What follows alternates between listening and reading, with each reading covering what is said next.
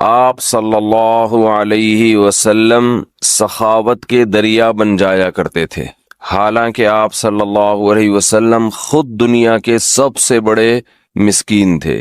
آپ نے فرمایا آگ سے بچو، اگرچہ کھجور کا ایک دانہ صدقہ کر کے ہی ہو، کچھ نہ کچھ کرو صدقہ تاکہ اللہ کا غضب کیا ہو، ٹھنڈا ہو۔ حدیث میں آتا ہے کہ سب سے افضل صدقہ وہ ہے کہ جس میں صدقہ کرنے کا دل نہیں چاہ رہا ہو۔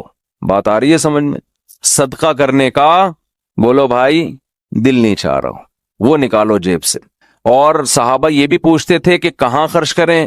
نبی نے فرمایا ہاں، پہلا فائدہ میں بتا دوں کہ دل کی اصلاح ہوتی ہے، دوسرا فائدہ ذہن کو سکون ملتا ہے، ڈپریشن اسٹریس ختم ہوتی ہے، تیسرا فائدہ اللہ کا غضب ٹھنڈا ہوتا ہے، گناہ انسان سے ہو جائے اللہ غضبناک ہوتے ہیں۔ آپ نے فرمایا آگ سے بچو، اگرچہ کھجور کا ایک دانہ صدقہ کر کے ہی ہو، کچھ نہ کچھ کرو صدقہ تاکہ اللہ کا غضب کیا ہو، ٹھنڈا ہو۔ سب سے پہلا حق اسلام نے آپ کے غریب ترین رشتہ داروں کا بنایا ہے۔ آج کل غریب لوگ مارکیٹ میں اویلیبل ہیں نہیں، پہلے میں یہ بتا دوں، آپ غریب تلاش کرنا مشکل کا ہیں، لیکن اتنے آسانی سے نہیں ملتے، اس میں فراڈی زیادہ ملتے ہیں۔ تو اگر رشتہ داروں میں کوئی واقعی مستحق ہے تو جنت کمانے کا اس سے بہتر موقع آپ کے پاس نہیں ہے۔ اور رشتہ داروں کو تو ویسے بھی ہدیے دے دیا کرو بھائی۔ بہن بھائیوں نے آپس میں پیسوں کے تبادلے چھوڑ دیے، دعوتیں ہو رہی ہیں جن کا کوئی فائدہ نہیں ہے، بلا کے اتنا قورمہ دیکھ پکا کے سب کو کھلا دیا، وہ پہلے اپنے گھر میں نہیں کھا رہا کیا بیٹھ کے؟ پیسوں سے جتنی حاجت پوری ہوتی ہے کسی کی، اتنی دعوتوں سے پوری نہیں ہوتی۔ تو پیسے دو بھائی ان کو، رواج ہی ختم ہو گیا کہ بھائی اپنی بہن کو لفافے میں ڈال کے پیسے دے دے۔ اور رشتہ دار جو قریبی ہے نا، ان کے لیے مستحق ہونا ضروری نہیں ہے، مستحق تو زکوٰۃ کے لیے ضروری ہے، پھر ورنہ زکوٰۃ ادا نہیں ہوگی۔ ویسے صدقہ دینے کے لیے سامنے والے کا مستحق ہونا ضروری نہیں ہے۔ اپنے قریبی رشتوں کو آپ ہدیے کے نام پہ لفافے میں پیسے ڈال کے دے دیا کرو۔ یہ چیز ہمارے معاشرے میں ختم ہو رہی ہے۔ تہادوا تحابوا، آپ نے فرمایا ایک دوسرے کو ہدیے دیا کرو، اس سے محبت بڑھے گی۔ بجائے دینے کے کیا کر رہے، الٹا کھا رہے ہیں۔ تو سب سے پہلا حق کس کا ہے؟ قریب ترین رشتہ داروں کا، پھر دینی مدرسوں کا، پھر اور جو بھی اللہ نے آپ جو بھی خیر کے کام ہیں، ہسپتال ہیں جو اچھے کام کر رہے ہیں، کہیں بھی جہاں آپ کا دل کھٹکتا ہے۔ لیکن اتنی بات ضرور ہے کہ اللہ نے جیسے ایمان والوں کی یہ صفت بیان کی کہ یہ نماز پڑھتے رہتے ہیں، اسی طرح اللہ نے بتایا کہ ان کی جیب سے اللہ کے لیے پیسہ نکلتا رہتا ہے، اور یہ پیسہ آپ کی جیب سے نکل کے ضائع نہیں ہو رہا، اللہ کے بینک میں انویسٹ ہو رہا ہے، اللہ کی تجارت میں انویسٹ ہو رہا ہے۔ اللہ فرماتے ہیں کہ اللہ سخی ہے، وہ بہت زیادہ اس کو بڑھا چڑھا کے دے گا۔ اس کی مثالیں دی کمثل حبۃ، جیسے گندم کا ایک دانہ، اس میں آپ کو لاکھوں دانے نظر نہیں آئیں گے، لیکن آپ زمین میں بوئیں تو ایک ایک دانے سے کیسے لاکھوں لاکھوں دانے پیدا ہوتے ہیں۔ تو ایسے ہی اللہ مسلمان کے صدقات و خیرات کو پھیلاتا رہتا ہے، پھیلاتا رہتا ہے اور بڑا کرتا رہتا ہے اس کو۔ اللہ کی راہ میں مال خرچ کرنا، خرچ کرنے کا جذبہ پیدا کرنا چاہیے۔ الذین ينفقون اموالهم ابتغاء مرضات اللہ وتثبیتا من انفسهم، سورہ آل عمران میں اللہ کا نے ارشاد فرمایا کہ نیک بندے اللہ کی راہ میں مال خرچ کرتے ہیں دو کاموں کی وجہ سے، ایک اللہ کو راضی کرنے کے لیے، وتثبیتا من انفسهم، اور ایک اپنے آپ کو دین پر مضبوط کرنے کے لیے، اپنے دل سے دنیا کی دولت کی محبت نکالنے کے لیے۔ یہ جو نوٹ ہوتے ہیں نا، نوٹ کڑک کڑک، پہلے زمانے میں صوفیاء کرام اپنے مریدوں کے دل سے دنیا کی محبت نکالنے کے لیے ان سے نوٹوں کو جلوایا کرتے تھے۔ اب آپ نہ جلائیں، یہ ٹھیک عمل نہیں ہے، لیکن پہلے ایسا علاج ہوتا تھا۔ جی نہیں جلائیں گے بھی نہیں صحیح ہے۔ تو وہ ایسے جلواتے تھے، ہمارے حضرت پورا وہ بتایا کرتے تھے نا کہ جیسے 5000 کا کڑک نوٹ لیا، اب جان اٹکی بھی ہے نا اس 5000 کے نوٹ میں، تو ادھر سے آگ لگائی نا کنارے سے، آہستہ آہستہ، ایک دم سے نہیں جلا دیا، آہستہ آہستہ جل رہا ہے، اور اس کو جلتے ہوا دیکھیں تو وہ ادھر جلے گا، ادھر اندر سے کیا جلے گا، دل۔ تو جب دل اندر سے جلے گا نا تو جلنے سے جراثیم آپ کو پتہ ہے کیا ہو جاتے ہیں، ختم۔ تو دل کے اندر جتنے وہ نوٹوں کی محبت کے جراثیم تھے اور محبت کے جو گٹر ابل رہے تھے وہ آہستہ آہستہ ختم۔ یہ کام آپ نہ کریں، یہ جائز بھی نہیں ہے، لیکن پہلے بعض صوفیہ کرام یہ کروایا کرتے تھے تاکہ اس کے وہ پہلے پتہ ہے کیسے اصلاح ہوتی تھی، مرید کو دیکھتے تھے اس کمبخت کی بیماری ہے کیا، شیخ ٹریس کرتا آبزرو کرتا تھا کہ اس میں مسئلہ ہے کیا، وہ کہتے تھے یہ نماز تو پڑھتا ہے، یہ جناب رشتہ داروں سے بھی اچھا سلوک کرتا ہے، سب کچھ ٹھیک ہے، لیکن اس کے اندر فالٹ یہ کہ یہ نوٹوں سے بہت زیادہ محبت کر کے بیٹھا ہوا ہے، اس کو پیسوں کا نقصان برداشت نہیں ہوتا۔ پھر شیخ اور مرشد یہ کرتے تھے اس کے دل سے پیسے کی محبت نکلواؤ۔ اب تو بہت سے شیخ، سب نہیں، اچھے تو ہر جگہ ہیں، بہت سے شیخوں کے دل میں جتنی پیسوں کی محبت ہوتی اتنی تو مریدوں کے دل میں نہیں ہوتی۔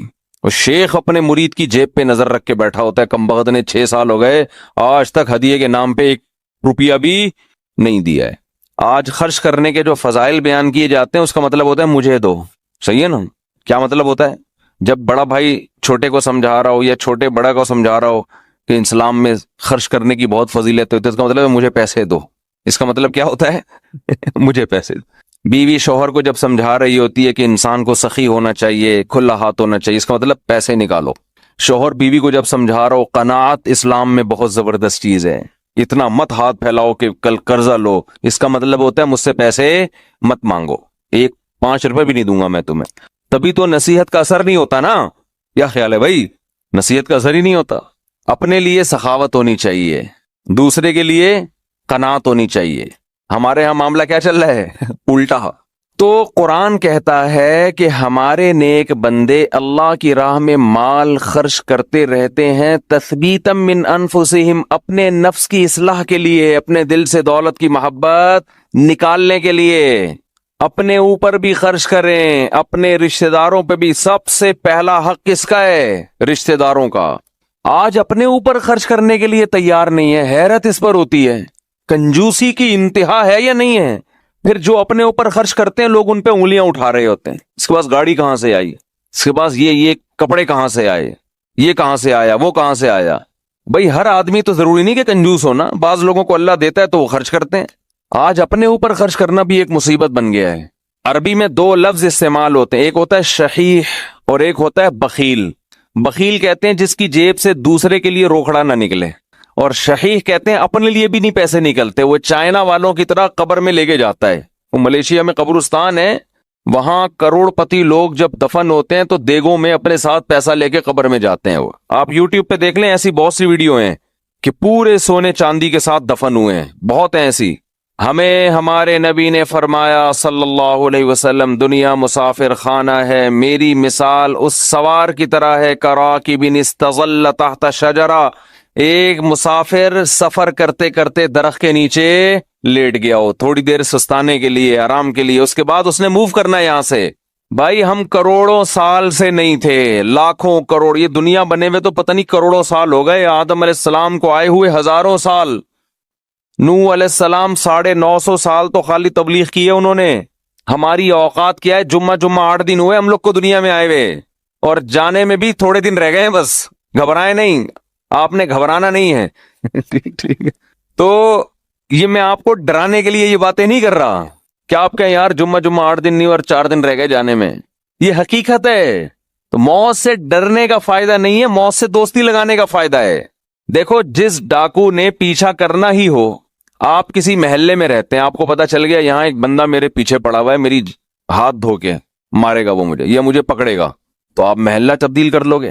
کیا خیال ہے کہ بھائی اس دہشت گرد کو تو محلے سے نکالا نہیں جا سکتا، خود ہی محلہ تبدیل کر لو۔ جیسے ہی آپ نے محلہ تبدیل کیا وہ دوسرے محلے میں پہنچ گیا، پھر وہ آپ تیسرے محلے میں گئے، وہ وہاں پہنچ گیا، اب آپ بھاگ بھاگ کے تھک گئے مگر وہ آپ کا پیچھا نہیں چھوڑ رہا، تو پھر آپ کیا کرو گے؟ وہی کرو گے جو امریکہ افغانستان میں کر رہا ہے، مذاکرات کی دعوت دو گے۔ آپ کیا کرو گے؟ بولو بھائی، قطر مذاکرات ہوں گے، یار بیٹھو آؤ، وہ تو کہہ رہے تھے 20 سال پہلے یہ کر لیتے مذاکرات، لیکن چلو دیر آئے درست ہے، وہ کہے گا آؤ بیٹھو مذاکرات کرتے ہیں۔ تو آپ بھی یہی کرو گے نا اس ڈاکو کے ساتھ کہ بھائی تمہیں کیا مسئلہ ہے، میری جان کے پیچھے ہاتھ دھو کے کیوں پڑ گئے آؤ بیٹھو، پیسے چاہیے، کیا چاہیے تمہیں؟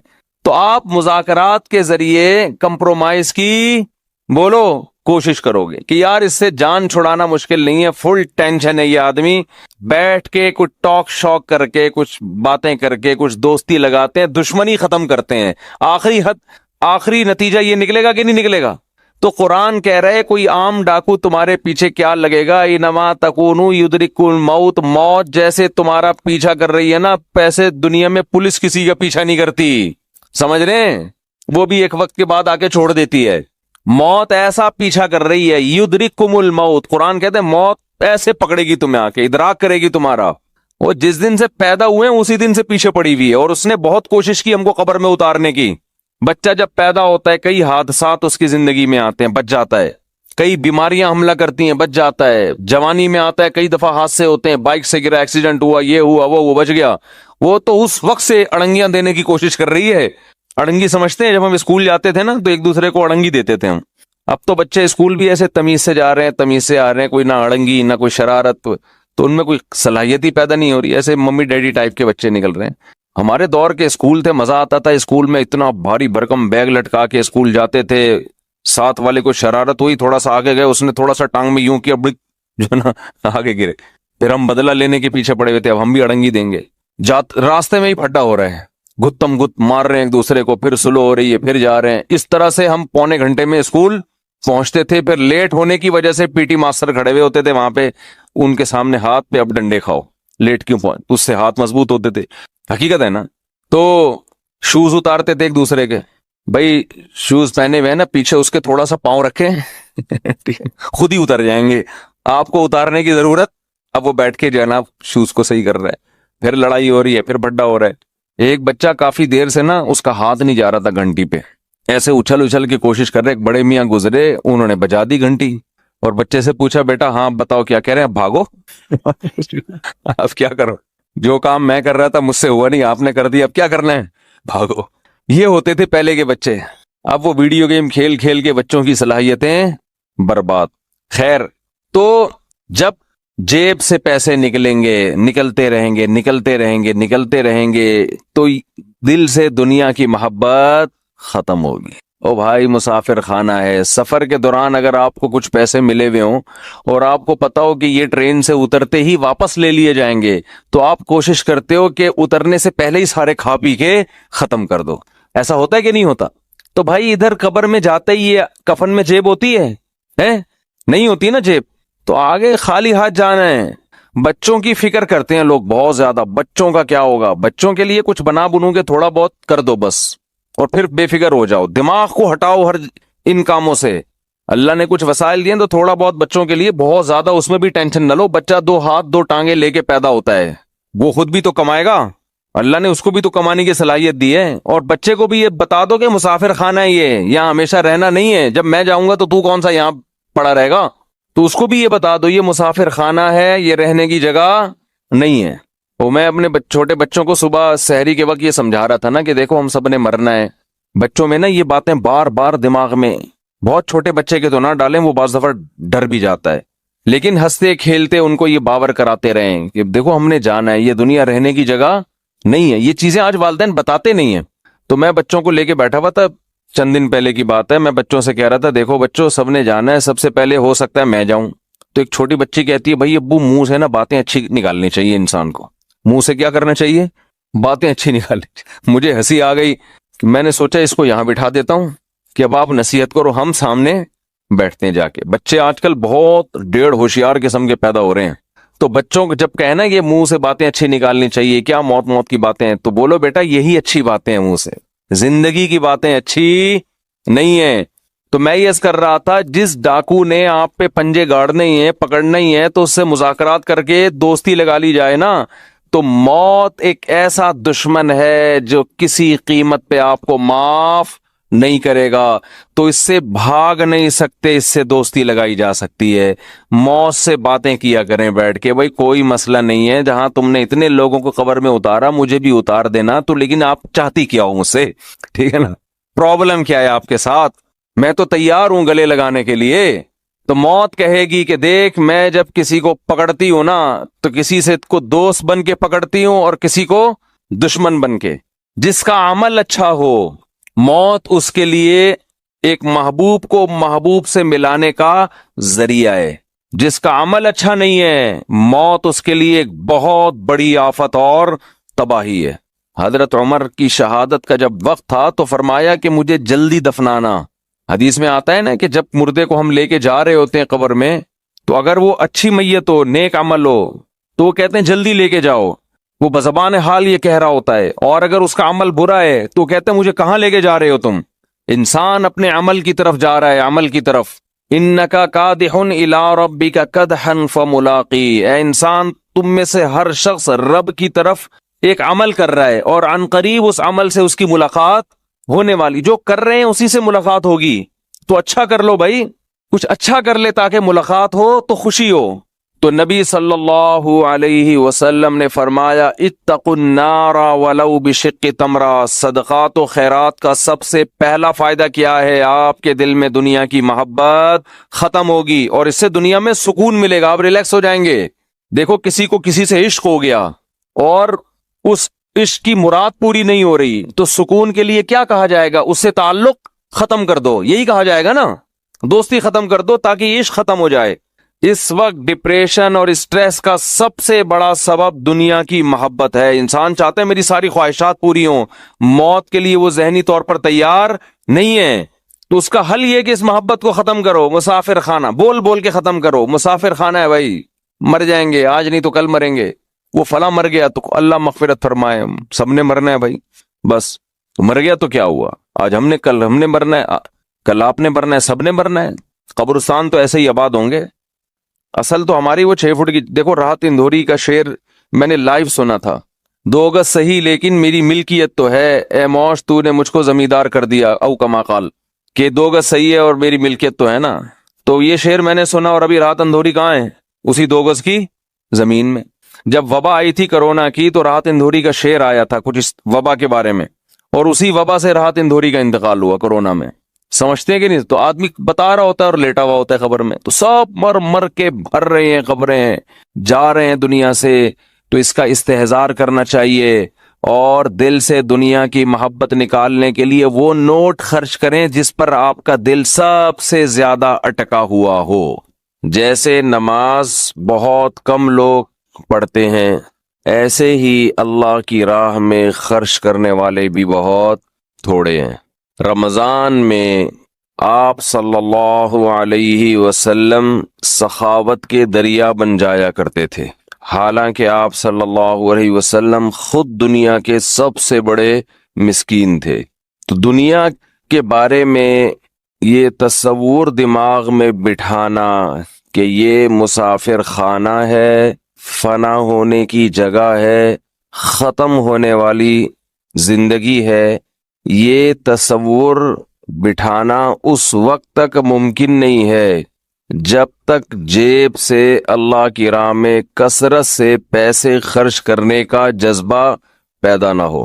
اگر آپ پیسہ نہیں خرچ کرتے اللہ کی راہ میں، تو یہ اس کی علامت ہے کہ آپ اس دنیا سے جانے کے لیے تیار بولیں نہیں ہیں.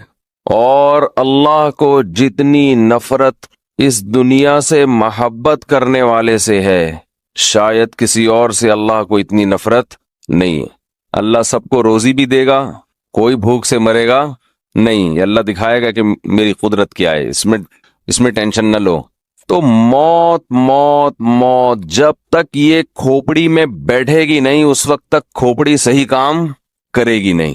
اور موت کو بہت زیادہ اچھمبے کی چیز نہ سمجھا کریں. میں تو یہاں نماز پڑھاتا ہوں نا، پرچیاں آتی رہتی ہیں، لوگ بھی آتے رہتے ہیں، آج فلاں کا انتقال ہو گیا ہے، نماز کے بعد فلاں کے لیے مغفرت کے لیے دعا کرا دیں. پھر تھوڑی دیر میں کوئی صاحب آئیں گے، آج فلاں صاحب کا انتقال ہو گیا ہے، نماز کے بعد نام لے کے ان کے لیے دعا کرا دیں. آج فلاں صاحب کی والدہ بیمار ہیں، نام لے کے ان کے لیے بولو بھائی دعا کرا دیں. آج فلاں صاحب آئی سی یو میں ہیں، نام لے کے ان کے لیے دعا کرا دیں. اب میرے ذہن پہ ایک بوجھ ہوتا ہے کہ نماز کے دوران محترم کا نام یاد رکھنا ہے تاکہ نماز کے بعد ان کا نام لے کے ان کے لیے دعا کی جائے. ہمیں تو نماز کی رکعتیں یاد نہیں رہتی، پبلک بتا رہی ہوتی ہے 2 ہوئی ہیں، 3 ہوئی ہیں، 4 ہوئی ہیں، 10 قسم کے کام ہیں اتنی مشکل سے. تو اب رکعتوں کے ساتھ ایک ٹینشن یہ بھی کہ کون آئی سی یو میں ہے، کس کو کرونا ہو گیا ہے، کون سول ہاسپٹل میں ہے، کون جناح میں ہے، کون آغا خان میں ہے، کون مر گیا، کون ابھی اللہ نہ کرے اس کے مرنے کی اطلاع کی خطرات ہیں. تو میں نے انتظامیہ سے بولا، مؤذن صاحب سے بھی بولا، بھائی ہمارے اپنے غم کم ہیں دنیا میں جو ہم پورے محلے کے اور لوگوں کے غم اٹھائیں؟ یہ بہت بڑا غم ہے کہ آپ پوری نماز میں اس کا نام یاد رکھو، فلاں صاحب بیمار ہیں ان کے لیے دعا کرانی ہے۔ تو دعا تو کرانی چاہیے، اس میں ایک تھوڑی سی اصولی بات یاد رکھیں، یہ بات چل پڑی ہے تو میں بتا دوں۔ اجتماعی دعا اسلام میں جو زیادہ اہم ہے دعاؤں میں، وہ انفرادی دعا ہے، اجتماعی نہیں ہے۔ اجتماعی دعا کبھی کبھار، تاکہ لوگوں کو دعا مانگنے کا سلیقہ ہے کہ بھئی ایسے دعا مانگی جاتی ہے، دعا کے الفاظ یہ ہوتے ہیں۔ اصل جو دعا مانگنے کا طریقہ ہے وہ انفرادی ہے۔ ادعو ربکم تضرعا وخفیہ، اپنے رب کو پکارو عاجزی کے ساتھ اور چپکے سے۔ شور شرابہ اللہ کو پسند بولو بھائی نہیں ہے، ہر جگہ شور شرابہ۔ مسجدوں میں تو خاموشی ہونی چاہیے، خاموشی سے آئیں اور پتلی گلی سے نکل جائیں، چپکے سے نکل جائیں۔ ایک تو سکون کی جگہ ہے، اس میں بھی اگر اناؤنسمنٹ فلاں بیمار، فلاں کی یہ مسئلہ، فلاں کا یہ مسئلہ، فلاں، یہ وہ اخبار ہے جس میں ہر خبر آ رہی ہے۔ آپ کہہ سکتے ہیں کہ مسجد میں دعا نہیں مانگے فلاں کے لیے، تو پھر کہاں مانگے؟ دعا مانگنے پر نہ اللہ نے کوئی پابندی لگائی نہ گورنمنٹ نے۔ آپ آئیں، جو بھی پیشنٹ ہے، جو بھی مریض ہے، اس کا نام لے کے اللہ سے دعا مانگیں۔ اور اگر آپ کے دل میں امام صاحب سے عقیدت ہے کہ ان کی دعا اللہ شاید زیادہ سنتا ہوگا، تو ان سے ریکویسٹ کر دیں کہ آپ بھی دعا مانگ لیں۔ جیسے صحابہ نبی سے آ کے کہا کرتے تھے کہ یا رسول اللہ میری یہ حاجت ہے، آپ اللہ سے دعا مانگے۔ آپ صلی اللہ علیہ وسلم اسی وقت دعا مانگ لیتے تھے۔ تو ریٹیل پہ کام ہو گیا، کیش پہ۔ ادھار والا معاملہ بولو نا بھائی، رہا ہی نہیں ہے کہ آدمی دماغ میں رکھے، اس کو نماز پڑھ رہا ہے، اس کو رکعتیں بھی یاد رکھنی ہے، اور پھر وسیم کا نام فلاں آئی سی یو میں، فلاں جنا میں، یہ بھی یاد رکھنا ہے۔ اس ٹینشن سے بھی کیا ہو گئی؟ بولو بھائی بچت۔ دعا کی درخواست کرنا یہ سنت عمل ہے صحابہ کی، تو کسی سے بھی درخواست کی جا سکتی ہے، کسی بزرگ سے، کسی عالم سے، کسی مفتی سے، یہ تو جائز کیا بلکہ اچھی بات ہے۔ لیکن اناؤنسمنٹ کرنا کہ سب کو پتا چلے کہ کون بیمار ہے، کس کا انتقال ہو گیا، یہ کوئی شریعت میں پسندیدہ کام نہیں ہے۔ لوگ کہتے ہیں جی اتنے ہزاروں لوگوں میں شاید اللہ کسی کی سن لے، یہ دین میں اس طرح کی لاجک نہیں چلتی۔ تو یہ کام نبی صلی اللہ علیہ وسلم نے کیوں نہیں کیا؟ مسجد نبی میں تو ہم نہیں دیکھتے تھے کہ ہر نماز کے بعد دعا ہو رہی ہے کسی کے لیے، فلاں ہو گیا، یہ ہو گیا۔ مسائل تو اس وقت بھی بہت تھے، تو کیا ضرورت ہے ہر خبر ہر ایک کو دی جائے؟ بھائی اپنے طور پہ دعا مانگے۔ اور عام لوگ جب کسی کے لیے دعا مانگتے ہیں تو ان کو اس سے اتنی دلچسپی نہیں ہوتی، انہیں کیا پتا کہ کس کی بات ہو رہی ہے۔ اور پھر مسائل صرف بیماریوں کے تھوڑی ہیں۔ اگر آپ مسائل کو دیکھتے ہیں کہ اجتماعی دعا ہونی چاہیے، تو پھر مسئلے تو بیماری اور موت کے علاوہ بھی سینکڑوں ہیں۔ پھر وہ سارے مسجدوں میں پرچیاں آنی چاہیے، مفتی صاحب فلاں کے لیے دعا کریں، اس کی جاب نہیں لگ رہی، چلو بھائی نماز کے بعد اعلان ہو رہا ہے، حضرات ایک اعلان سنیے، فلاں صاحب 20 سال سے بے روزگار ہیں، آپ سب ان کے لیے اجتماعی دعا کریں، ہو سکتا ہے ہزاروں میں سے کسی کی آہ نکلے اور عرش پہ جائے اور فلاں کو جاب مل جائے۔